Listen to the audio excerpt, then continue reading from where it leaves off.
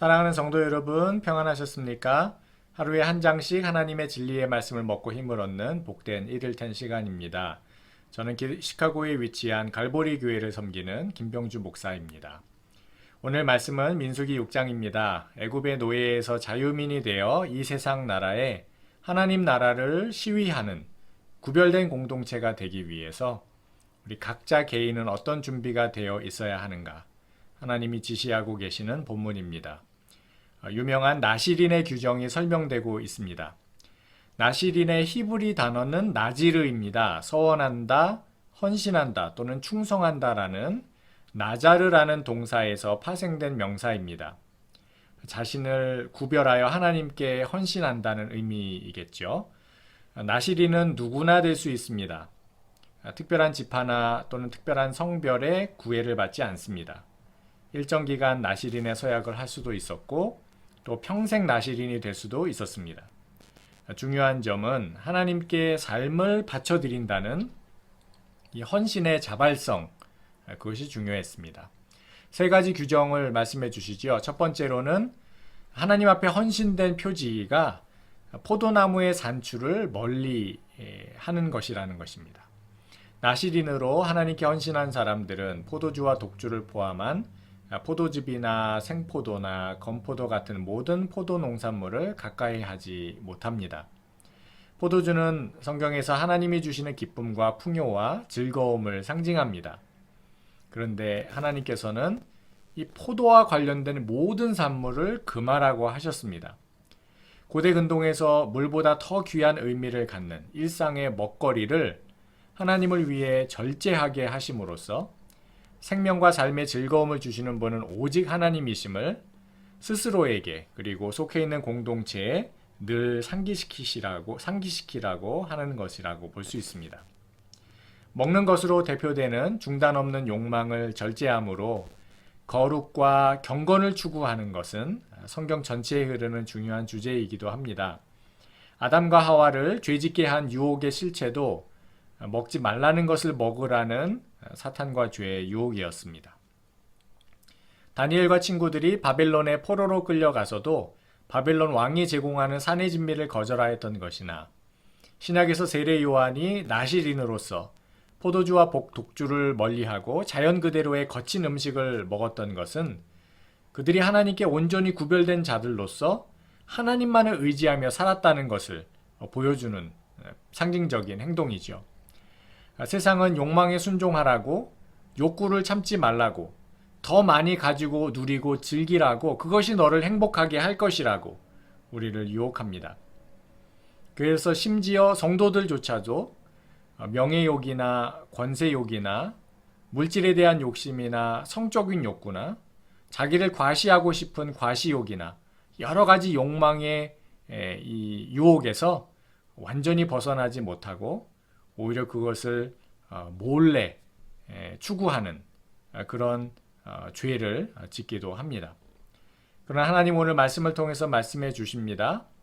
우리에게 성령 하나님의 취해, 성령 하나님의 능력에 이끌려 그 모든 욕구와 욕망을 정당하게 그리고 바르게 다스리면서 살 수 있는 놀라운 특권을 우리에게 주셨다고요.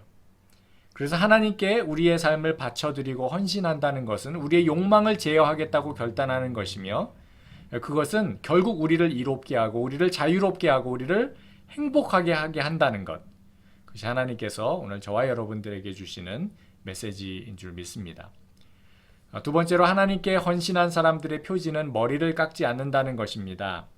학자들은 나시린을 뜻하는 나지르라는 단어가 어떤 공동체에서 지도자에 해당하는 존귀한 자를 의미한다는 점에 주목합니다.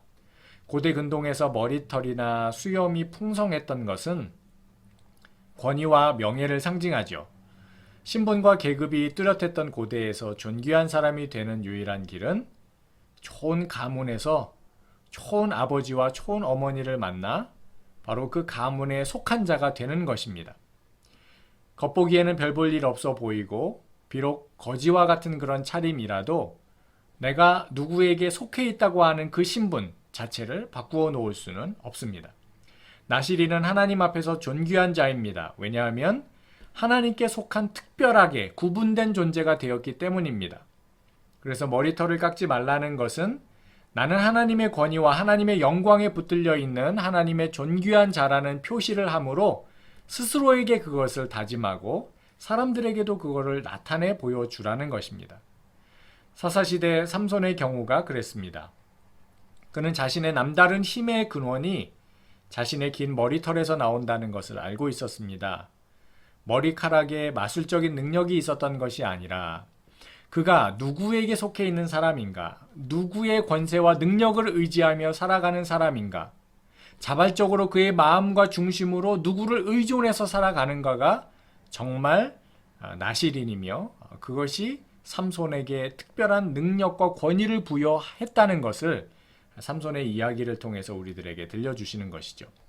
머리를 길러야 하는 나시린의 서원은 바로 그 점을 스스로에게 다른 사람에게 알리라는 것입니다. 보여줄 수 있게 하라는 것입니다. 명찰을 달고 다니라는 것입니다. 그런데 머리를 가꾸지 않고 또 자르지 않는다면 정말 볼품이 있었을까요? 아마 그 반대였을 가능성이 큽니다. 그러니까 외적으로 보이는 모습과 내면적인 신분에서 차이가 날 수 있다는 것입니다. 그것이 어쩌면 하나님께서 주시고자 하시는 메시지의 핵심일 수 있습니다. 우리의 헌신은 외적인 형태에 대한 헌신이 아니라 우리의 마음의 전적인 헌신이라는 것이죠. 외모가 특별해서가 아니라 그 외모와 상관없이 우리의 내면이 하나님 앞에 받쳐져 있다는 것. 그것이 우리를 정말 다르게 만든다는 것입니다. 마취과 의사 선생님으로 일하시는 장로님이 계셨습니다. 물질적으로 아주 부유하신 분이셨는데 그 장로님 부부가 타고 다니시는 자동차는 오히려 아주 평범하고 오래된 중고 시장에서 구입하신 자동차였습니다. 그 장로님은 젊은 시절부터 하나님 앞에 아이의 평생 동안 특정한 메이커와 모델을 중고 시장에서만 구입해 타고 다니겠다고 서원하셨다고 합니다. 어렵고 힘든 시절, 이제 하나님께서 내 인생에 복을 주실 것인데 내가 앞으로 받게 될 미래의 그 모든 복은 하나님께로부터 온 것임을 고백하고, 그래서 내가 검소한 삶을 살아감으로 하나님의 영광을 드러내는 자로 살아가겠다고 하나님께 약속하셨다는 것이죠. 이것이 우리 성도들이 본받아야 될 나시린의 정신인 것 같습니다. 세상은 외모가 중요하다고, 또 잘 보여야 된다고, 예쁘고 매력적이어야 한다고 우리를 도전하고 유혹합니다. 그러나 성도들은 하나님은 외모를 보시지 않고 중심을 보신다고 말씀하신 예수님의 그 말씀을 깊이 생각하여 그 말씀을 붙들고 끊임없이 우리의 내면을 하나님 앞에 내어드리며 우리의 외모를 가꾸기보다 우리의 내면을 하나님 앞에 헌신하기 위해 애쓰는 바로 그런 사람들이 성도임을 믿습니다. 마지막으로 하나님께 나실인으로 헌신한 표지는 죽음과 접촉하지 않는다는 것입니다. 부모나 형제 또는 자녀라도 죽은 자와 가까이 해서는 안 됩니다. 오늘날은 사실 사망한 사체를 보는 것이 쉽지 않습니다. 그러나 고대 근동에서는 죽음과 시신은 삶의 한 일부분이었습니다.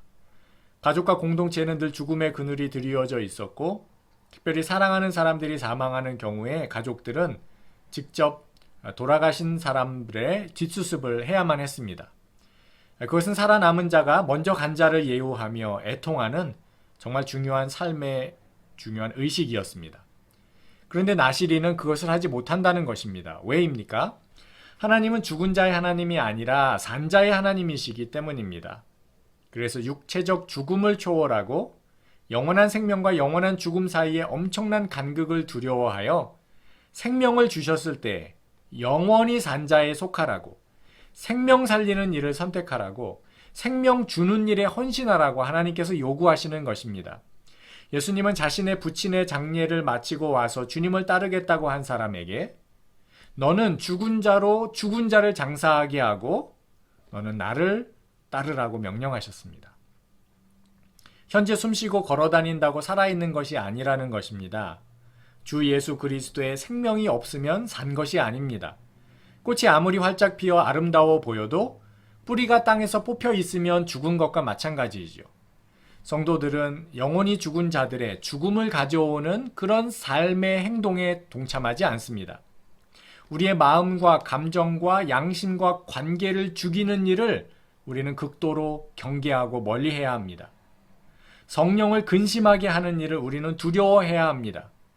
대신 성령께서 우리 안에서 생명을 살리는 일, 관계를 회복하는 일, 용기를 주고 위로하며 격려하며 사람들의 이 관계 속에서 모두가 복음 안에서 영적으로 살아나는 그런 일을 하는데 우리의 삶을 바쳐드리라고 성령 하나님은 우리를 이끌어 가실 것입니다. 그래서 우리는 그 일에 헌신해야 합니다. 이렇게 주님께 헌신된 사람들을 우리 하나님은 복 주기를 원하시고 복 주시려는 마음이 너무나 간절합니다. 그래서 오늘 민수기 6장은 서로 축복하면서 그 축복의 인사를 이렇게 나누라고 하시지요. 오늘 저와 여러분들에게 이 놀라운 축복이 임하기를 간절히 소원합니다. 여호와 하나님께서 여러분들에게 복을 주시고 여러분을 지키실 것입니다. 전능하신 여호와 하나님께서 그 얼굴을 들어서 그 미쁘신 마음을 가지고 여러분들에게 우리가 노력해서 얻을 수 없는 것들을 은혜로 주실 것입니다. 여호와 하나님께서 그 놀라운 전능하신 얼굴을, 자애로우신 얼굴을 저와 여러분들을 향해 드셔서 저와 여러분들에게 오늘 하루 그리고 다가오는 날들 놀라운 샬롬을 허락해 주실 것을 믿습니다. 이러한 믿음으로 오늘 하루 승리하시는 저와 여러분 되시기를 주님의 이름으로 축복합니다.